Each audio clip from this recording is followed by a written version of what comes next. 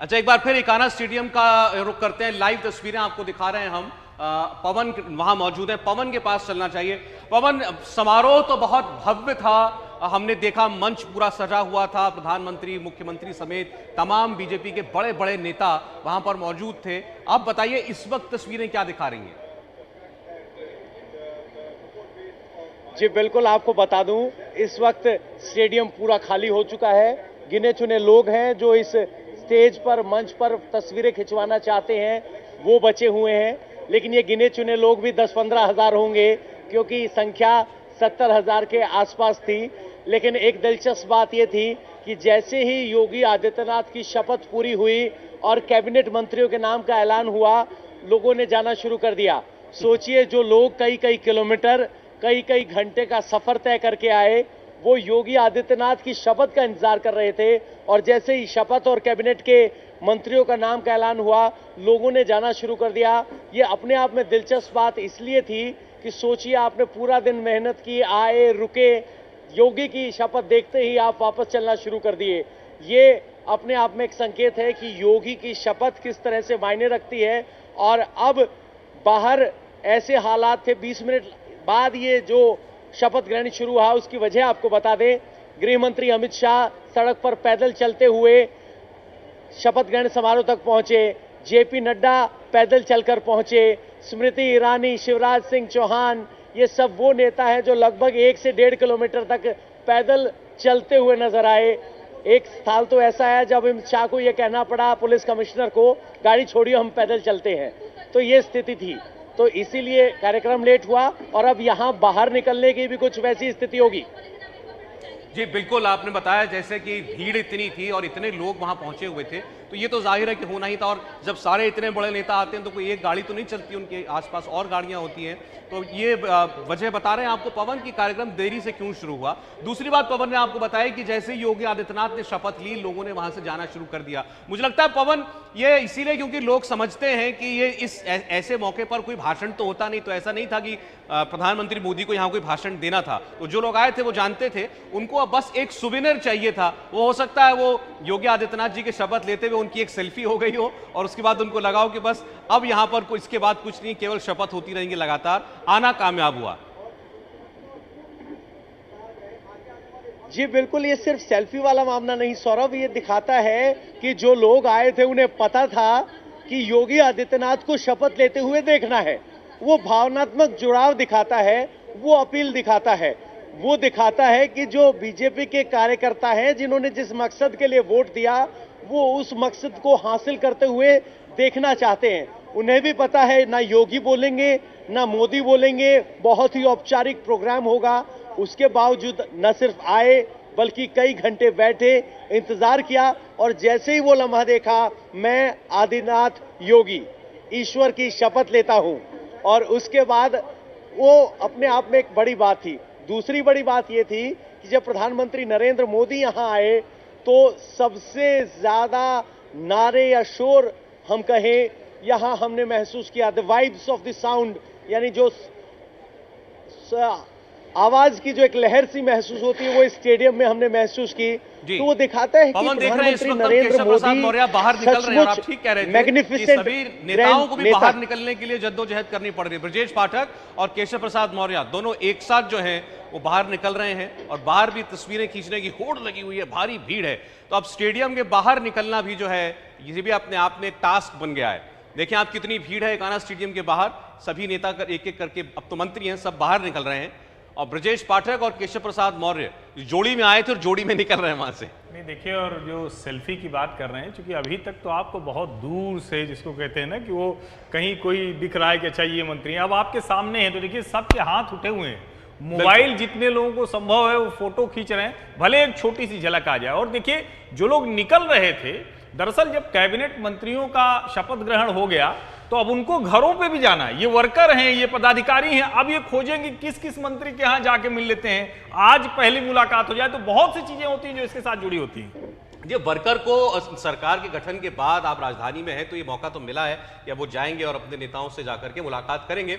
लेकिन ये समझना चाहते हैं रुचि आपसे भी, जैसे अभी हम दोनों उप मुख्यमंत्रियों को एक साथ देख रहे हैं, तो पिछले 5 साल में डेजिग्नेशन के अलावा काम में क्या फर्क दिखाई देता था बाकी कैबिनेट मंत्रियों में और उप मुख्यमंत्रियों में? नहीं, देखिए, काम तो वैसे ही करते, जैसे कैबिनेट मंत्री काम करते हैं वैसे ही केशव मौर्य थे जिनके पास महत्वपूर्ण विभाग थे, पीडब्ल्यूडी जैसा, तो काम तो वो वैसे ही करते थे। लेकिन एक आप कह सकते हैं कि स्पेशल अधिकार नहीं, स्पेशल अधिकार नहीं, लेकिन आप जैसे उनको कोई कार्यक्रम होता था तो मुख्यमंत्री के बाद केशव प्रसाद मौर्य का नाम लिया जाता था, फिर दिनेश शर्मा का नाम लिया जाता था। जो बैठने की व्यवस्था होती है वो बहुत कुछ बताती है कि कौन सीनियर है और कौन जूनियर है। तो योगी आदित्यनाथ के बाद केशव प्रसाद मौर्य बैठेंगे, फिर दिनेश शर्मा बैठेंगे, जो बताएगा कि सीनियरिटी सरकार में क्या है। लेकिन काम तो वैसे ही करते हैं जैसे कैबिनेट मंत्री करते हैं, कोई काम करने में कुछ फर्क नहीं महसूस होता है। देखिए, इस चुनाव के बाद योगी आदित्यनाथ जी की अपनी पॉलिटिकल कैपिटल बढ़ी है, कोई शक नहीं है।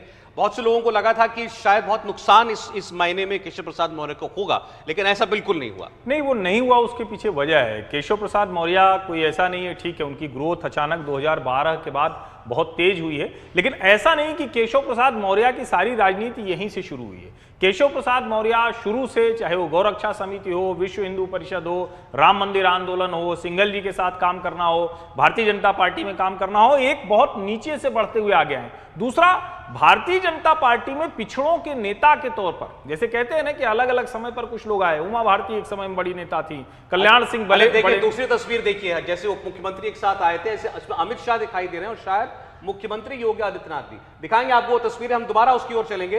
गृहमंत्री अमित शाह जो है वो भी अब बाहर निकल रहे थे और मुख्यमंत्री योगी आदित्यनाथ भी।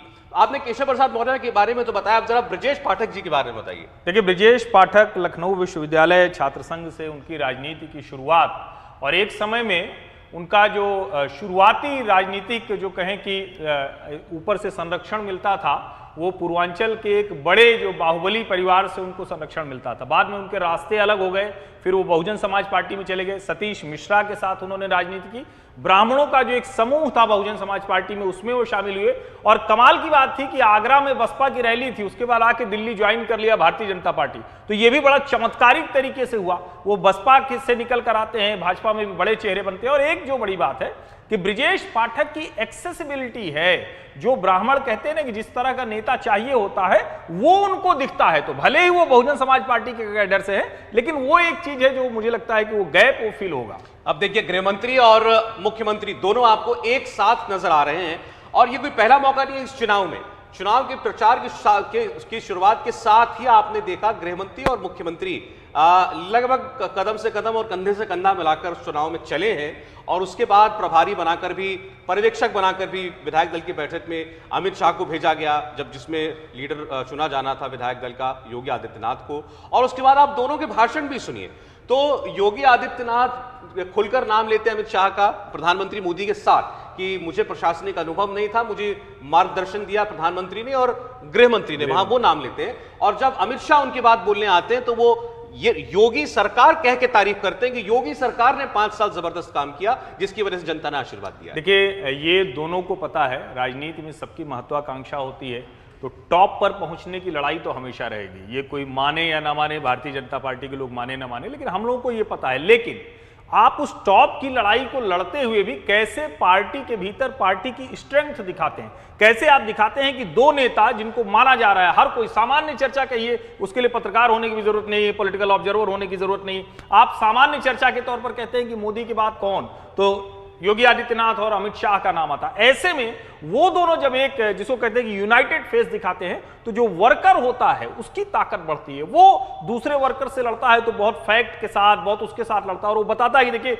ये हमारे नेता इस तरह से बात करते हैं, उनके भाषण का तरीका है। तो जो नीचे भी, यानी चाहे स्टेट लीडरशिप हो या डिस्ट्रिक्ट लीडरशिप हो, उसको भी ये मैसेज जाता है कि किस तरह से आपको पार्टी में डिसिप्लिन मेंटेन करना है, किस तरह से आपको एक रहना है, किस तरह से आगे बढ़ना है। और ऐसा नहीं है कि इस परसेप्शन को भुनाने की कोशिश अखिलेश यादव ने नहीं की थी। उन्होंने ये भी कहा कि योगी जी ने तो गृहमंत्री से पर्चे बंटवा दिए सड़क पर, तंज के लहजे में कहा था। और लेकिन उसके बाद एक बार फिर मौका आया जब गृहमंत्री फिर उतरे सड़क पर और घर घर जाकर पर्चे बांटे। देखिए, बीजेपी की जो सफलता है वो उसके पीछे एक बड़ी वजह ये है कि वो बहुत मेहनत करती है। बीजेपी पूरा संगठन मेहनत करता है, और ऐसा नहीं है कि चुनाव के पहले मेहनत करता है, वो पूरा लगातार 5 साल जो सरकार चलती है लगातार मेहनत बीजेपी करती रहती है। तो अमित शाह भले गृह मंत्री हों तो पर्चा बांटने में या घर घर पैदल जाने में उनको कोई परेशानी नहीं है, क्योंकि उनको पता है कि इसी से बड़ी जीत हासिल होगी। तो बीजेपी का जो काम करने का तरीका है वो उसको सफलता दिलाता है, और उसी का नतीजा हम यहाँ देख रहे हैं कि योगी आदित्यनाथ आज दोबारा मुख्यमंत्री बन गए हैं। तो उसके पीछे कड़ी मेहनत भी है जो पार्टी ने की, संगठन को मजबूत किया। संगठन को अब बीजेपी में एक एक कार्यकर्ता के पास काम होता है, ऐसा नहीं कि कोई कार्यकर्ता बैठा हुआ है आराम से कि अब सरकार बन गई अब हम आराम करेंगे। सबको कुछ ना कुछ टास्क दिया जाता है। आप सौरभ सोचेंगे कि जब कोविड था, जब लॉकडाउन लगा था, तो बीजेपी के जितने पदाधिकारी थे सबको एक टास्क दिया था कि रोज़ाना इतने लोगों को फ़ोन करके उनका हालचाल पूछोगे कि उनको कोई दिक्कत तो नहीं है। तो ये जो मेहनत है ये काम देती है और इससे सफलता हासिल होती है। पवन के पास चलते हैं एक बार फिर। पवन, बहुत सारे बड़े नाम जो पिछली बार थे सरकार में इस बार की लिस्ट से गायब हैं। हो सकता है उनमें से कुछ को संगठन में बड़ी जिम्मेदारी दी जाए। आपने भी इस चुनाव को घूम घूम कर सड़कों पर खूब कवर किया, आपने भी सैकड़ों लोगों से बात की होगी। ये अब ये देखा जाए कि 2024 के लिए क्या पार्टी अभी से अपने काम पे लग जाएगी? बिल्कुल, देखिए सौरभ, जिस तरह से बड़े नामों को किनारे किया गया है उसमें एक संकेत ये था कि सीनियरिटी में सतीश महाना है, काफी सीनियर थे, इंडस्ट्रियल मिनिस्टर थे, लेकिन अब की बार वो नहीं है। यहां अगर मथुरा से विधायक की बात की जाए, श्रीकांत शर्मा, वो नहीं है। बिजली में उन्होंने काम किया था लेकिन बावजूद उनको बदला गया है। हमें नहीं भूलना चाहिए कि योगी आदित्यनाथ और खुद गृह मंत्री अमित शाह कहते नजर आए थे कि बिजली के बिल कम किए जाएंगे, यानी बिजली के बिल को लेकर एक डिस्ट्रेस था जिसको चुनावों के दौरान एड्रेस करने की कोशिश की गई। अब जब कैबिनेट तैयार की कर दी गई है तो एक बात और है, जब हम बहुत सारे लोगों से बात करते हैं तो हमने ये महसूस किया कि सरकार का चेहरा मायने ज्यादा रख रहा है, चाहे वो केंद्र में मोदी हो या राज्य में योगी हो। हमने बहुत से ऐसे विधायकों का जिनका आकलन किया था कि वो चुनाव हार सकते हैं, वो जीत गए क्योंकि बीजेपी और योगी के नाम पर वोट मिला।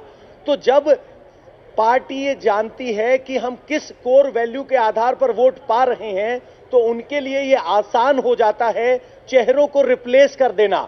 और अब जो ये कैबिनेट तैयार की गई है इसमें कोई दो राय नहीं कि सभी वर्गों और भौगोलिक परिप्रेक्ष्य में उसको गढ़ने की कोशिश की गई है ताकि 2024 की तस्वीर को दुरुस्त किया जा सके।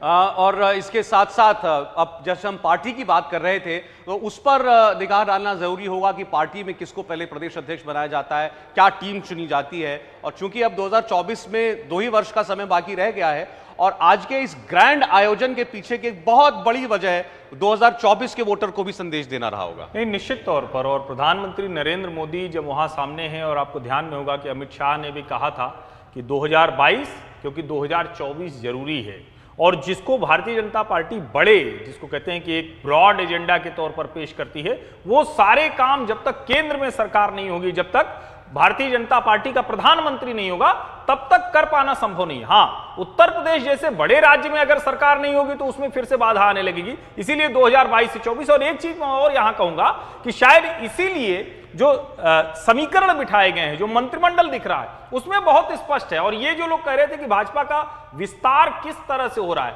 तो आज स्वामी प्रसाद मौर्य और ओम प्रकाश राजभर जैसे लोगों को समझ में आ रहा होगा कि कैसे मंत्रिमंडल में जो हिस्सेदारी दी जाती है कि आप जातीय पहचान के तौर पर आप कहते हैं कि ये हमारा हिस्सा है, तो वो हिस्सा जब कोई पार्टी देने लगेगी तो उन छोटी पार्टियों के लिए जो सिर्फ एक जाति की राजनीति करते हैं उनके लिए समस्या होगी, और भाजपा के लिए 2024 के लिहाज से बहुत जरूरी है। अच्छा, अब जो स्क्रीन पर जो चेहरे दिखाई दे रहे हैं वो हैं जिनके टिकट कट गए, टिकट यानी मंत्री पद के टिकट कट गए। दिनेश शर्मा उप मुख्यमंत्री थे, इस बार ब्रजेश पाठक उनकी जगह उप मुख्यमंत्री होंगे। और भले ही दोनों ब्राह्मण समाज से आते हों, लेकिन ब्रजेश पाठक का आना अपने आप में बड़ी बात है। अभी थोड़ी देर पहले बड़े विस्तार में बताया था हर्षवर्धन जी ने, बीएसपी काडर से आकर के बीजेपी में नंबर 2 नंबर 3 कुर्सी पाना, यह अपने आप में एक बड़ी बात है। श्रीकांत शर्मा, इनके बारे में हमने खूब बात की। श्रीकांत शर्मा और सिद्धार्थनाथ सिंह दोनों एक ही साथ आए थे केंद्र, ऐसा यह संदेश था कि केंद्र की तरफ से भेजे गए हैं। ज्वाइंट प्रेस कॉन्फ्रेंस क्या करते थे शुरुआत में कुछ वक्त तक, बाद में वो बंद हो गया। आशुतोष टंडन और सुरेश राणा की तो खैर ज्यादा हैरानी नहीं, उनकी चुनाव हार गए थे, लेकिन आशुतोष टंडन का मंत्रिपरिषद में न होना ये जो कयास थे उसके विपरीत माना जा रहा था। तो ये वो नाम है जो इस बार योगी मंत्रिमंडल से गायब है। रुचि, इसमें से पहला तो एक बताइए जिसके नाम पे आपको हैरानी है। देखिए, हैरानी जो है सबसे ज़्यादा श्रीकांत शर्मा के नाम पर है और सिद्धार्थनाथ सिंह के नाम पर भी है, क्योंकि जो हम देख रहे थे कि जो पुराना मंत्रिमंडल है उसमें कौन कौन लोग दोबारा से मंत्री बनाए जा सकते हैं, और एक सतीश महाना, 3 लोगों को अब पक्का लग रहा था कि ये तो मंत्री बनेंगे ही। और अभी भी हमें लग रहा है कि शायद सतीश महाना को रखा है विधानसभा अध्यक्ष बनाने के लिए, क्योंकि उस पोस्ट के लिए एक सीनियर आदमी, पढ़ा लिखा समझदार आदमी चाहिए होता है। तो हो सकता है सतीश महाना को विधानसभा का अध्यक्ष बना दिया जाए।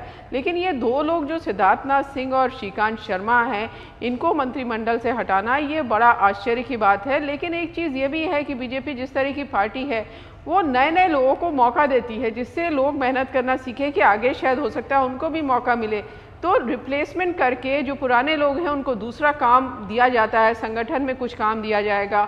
अभी हमने देखा जो योगी सरकार में मंत्री हार गए हैं, जो विधायक हार गए हैं, उनको स्वतंत्र देव सिंह जो पार्टी के अध्यक्ष हैं उन्होंने एक चिट्ठी लिखी और उन्होंने कहा कि ये सफ़र अभी बंद नहीं हुआ है, इसको आगे चलाना है और मेहनत करनी है। तो इस तरह का जो मैसेज है वो भी बीजेपी नए लोगों को लाकर देना चाहती है कि पार्टी में सबको लगे कि हाँ, हम भी कुछ बन सकते हैं आने वाले दिनों में अगर हम कुछ मेहनत करेंगे। ऐसा नहीं है कि एक ही आदमी लगातार मंत्री बनता रहेगा और हमें मौका नहीं मिलेगा। बिल्कुल। और आइए आप बात कर लेते हैं हैवी वेट मिनिस्टर्स की, पावरफुल मिनिस्टर्स। हालांकि अभी प्रभार नहीं दिए गए, पोर्टफोलियो नहीं बटा है, लेकिन फिर भी बात करना जरूरी है। केशव प्रसाद मौर्य डिप्टी सीएम हैं, बेबी रानी मौर्य कैबिनेट मंत्री हैं, ब्रजेश पाठक डिप्टी सीएम हैं, लक्ष्मी नारायण चौधरी बहुत वरिष्ठ नेता हैं, ये बने हैं। विभागों का बंटवारा शायद आज रात तक हो जाएगा, लेकिन ये जाहिर है कि जो टॉप 4-5 मिनिस्टर्स हैं कैबिनेट मिनिस्टर्स में, सभी मिलाकर के आप देखें अगर तो